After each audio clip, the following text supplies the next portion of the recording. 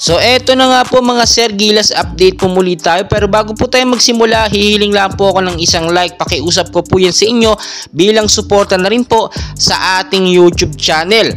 So Justin Brownlee, posible nga pong maban sa FIBA at sa PBA matapos nga po siya magpositibo sa drug test po ng ITA sa anti-doping presence of carboxy THC, o sabihin na natin may content po ng marijuana.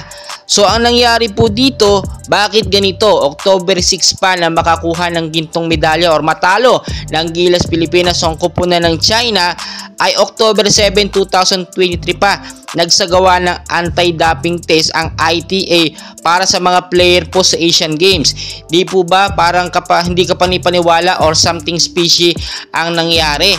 Bakit ganoon? Parang pananadya ba to? O talagang ayaw lang ng China na makakuha ng gintong medalya ang Gilas Pilipinas? Pero kung titignan yung mabuti, no, etong si Justin Brownlee po, dumaan po ito sa therapy, no, o treatment nung nagkaroon po siya ng injury. Possible dapat magkaroon pa ng second thoughts or investigation dito ang ITA dahil nagkaroon ng medication etong si Justin Brownlee. Posibleng yung na-detect nila or nakita nilang positive sa anti-doping test dito kay Justin Brownlee, yung presence of carboxy THC ay content po sa ginamit na medication ni Justin Brownlee doong nagpapagaling siya o nang nagre-recovery siya sa kanyang injury. Posible po yun. So hindi natin pwedeng sabihin na agad-agad nagkaroon ng content of ganito si Justin Brownlee, gumagamit na ng marijuana, pero kahit naging content lang yon doon sa kanyang recovery. Alam nyo yung sinasabi dito na presence of carboxy, may content po yan ng marijuana. Yung marijuana kasi nakakatulong po yun para magpagaling. So alam naman natin na ang marijuana is legal na sa ibang bansa. Sa Pilipinas talaga hindi pa yan, pero pinag-aaralan po yan. Pero yung content po nun ay nakakagaling po sa isang player or sa isang tao na may injury para mabilis ang recovery ba. So dapat magkaroon dyan ng pangalawang investigasyon. Hindi dapat sila magbigay ng final thought nila na si Justin Brownlee ay positibo, o sabihin natin positibo, pero dapat i-consider yung naging treatment o recovery sa kanya. Dapat magbigay din ng paper yung medical report ni Justin Brownlee doon sa ITA para mai-consider, no? Hindi pwedeng ganon. Si Justin Brownlee po nakapagbigay ng magandang karangalan sa ating bansang Pilipinas. Kung hindi dahil sa kanya, hindi tayo makakagintong medalya. Pero dahil nga sa bumagsak siya sa anti-doping test, ay posible pa siyang maban. At ang sinasabi nga nila, pwede itong umabot ng 2 taon. So napakatagal po no, no?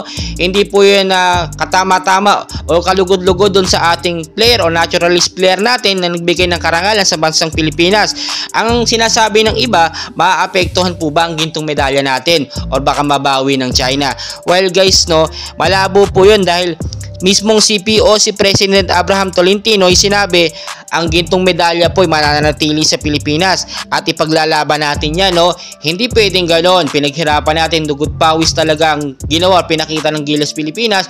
Lahat tayo mga Pilipino sumuporta. Hindi pwedeng basta angkinin na lang ng China. Ang dami nang inaangkin ng China sa atin. Pati ba naman ang gintong medalya ay kukuhanin pa nila. So hindi na tayo papayag ng ganon. So dapat ang mangyari dito, si Justin Brownlee mismo kausapin yung kanyang naging doktor at magbigay ng medical report sa ITA para ma-check o maibigay na yung ginamit ka na substance dito sa paggaling sa injury ni Justin Brownlee ay may substance po ng presence of carboxy or THC.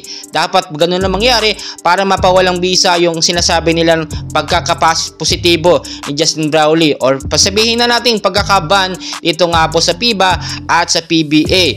And hopefully sana maging maayos ito dahil wala tayong inaasahan dito, no? Kundi itong si Justin Brownlee, maganda talaga ang performance at makakapaglaro at makakapagbigay pa yan ng karangalan sa bansang Pilipinas. Kahit ibang lahi yan, pusong Pinoy po yan, Noipi Pinoy yan, no? At talagang lahat yan ginagawa ni Justin Brownlee basta para sa bansang Pilipinas, hindi para sa pansarili niya. Patuloy ko kayong i-update guys, pasensya na po, kagagaling ko lamang sa sakit kaya ganito po ang aking pagbaboy over. Maraming salamat po sa inyo.